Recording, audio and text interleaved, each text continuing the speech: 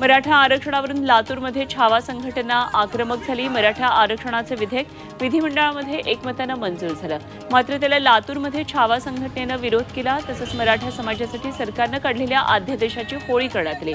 सरसकट ओबीसी मधून आरक्षण देण्याची त्यांची मागणी आहे।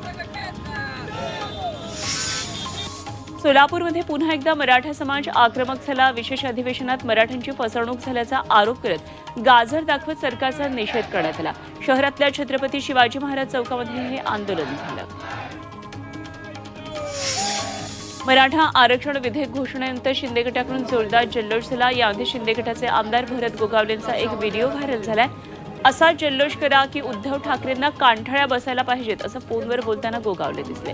मराठा आरक्षण घोषणेपूर्वीच कार्यकर्त्यांना तयारीचे आदेश गोगावलेंनी दिले होते। मराठा समाजाला 10% आरक्षण देण्याचा निर्णय मंजूर करण्यात आल्यानं अमृत नोनी आर्थो प्लस ये एक प्रूवन फॉर्मूला है। इसमें मौजूद नोनी फल के गुण और आयुर्वेदिक जड़ी बूटियां शरीर को जरूरी पोषक तत्व देने के साथ साथ हड्डियों और जोड़ों के घिसने, उनमें होने वाले सूजन और दर्द को रोकने में मदद करता है। दर्द मुक्त जीवन के लिए अमृत नोनी आर्थो प्लस। नाशिकमध्ये शिंदे गटानं जोरदार जल्लोष केला।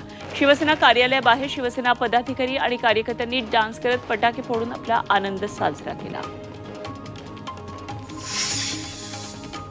मराठा आरक्षण विधेयक हे एकमताने मंजूर झाल्यानंतर नागपूरमध्ये मराठा समाजानं फटाके फोडले, जल्लोष केला, मिठाई वाटून आनंदोत्सव साजरा केला। मराठा समाजाला 10% आरक्षण मिळाल्याबद्दल सरकारचे आभारही मानले।